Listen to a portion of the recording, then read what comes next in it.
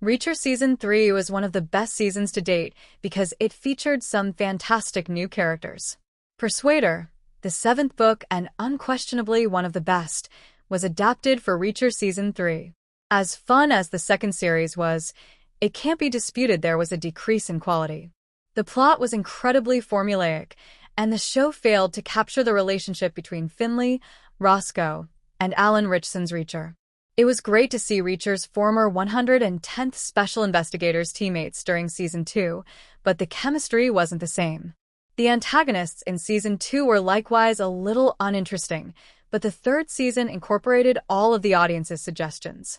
The long-awaited Reacher vs. Polly fight was well worth the wait, and it had a few of really nasty antagonists. Due in large part to the addition of the most recent cast of characters, Season 3 is an overall improvement. Although the show was named Reacher, viewers' hearts were stolen by Finley and Roscoe in Season 1. The show's core trio, Ritchson, Fitzgerald, and Goodwin, had amazing chemistry with each other.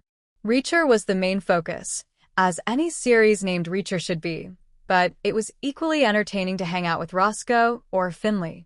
It was entertaining to watch the stiff Finley slowly soften and accept Reacher's direct methods, and the romance the latter developed with Roscoe was strangely endearing. There was a valid fear that their absence would negatively impact Season 2, and it was partially accurate.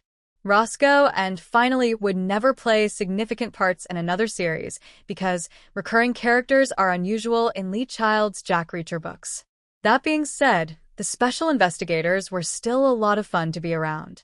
Additionally, it was intriguing to see Jack matched with experts like himself, and the 110th subplot helped fill in the history on Reacher and Neely.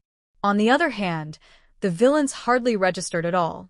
This was more of a literary flaw than an acting one, since Ferdinand Kingsley and Robert Patrick, Terminator 2, Judgment Day, gave their best performances in shallow, one-note parts.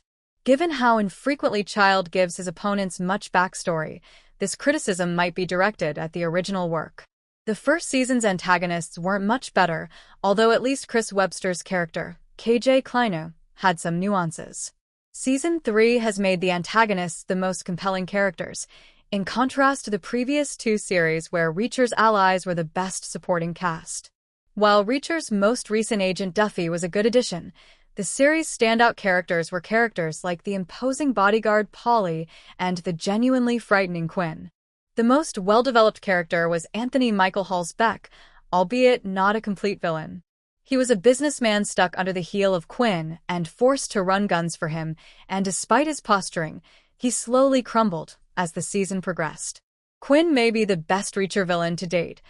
Ruthless sociopath who relishes causing pain and suffering, even if he attempts to pass himself off as a businessman. Polly isn't very well developed, but he was an effectively hateful foe, and the first one who felt like a real threat to the title character. This includes guilt over his son being abducted and tortured by Quinn's men, and their subsequent emotional estrangement. Persuader was the greatest book the showrunners could have chosen for Season 3, but there were many excellent ones. The entire ensemble improved the program, but Polly alone would have compensated for its persistent villain problems. In fact, the romance between Duffy and Reacher seemed plausible, and Hall's portrayal of Beck was a nuanced, oddly likable character. Season 3 demonstrated the advantages of beginning a new misadventure every season, even though viewers have now come to terms with the fact that Roscoe and Finley won't be returning. Reacher Season 4 will now face a difficult task as it must surpass the third season, which scored almost flawlessly on Rotten Tomatoes. Though the arrival of Jack's former mentor Garber, Andreas Apergis, raises the possibility that novels like Die Trying or Tripwire may be up next, there have been no clues as to which book it will adapt. Remember to like, share, and subscribe to my channel for more videos.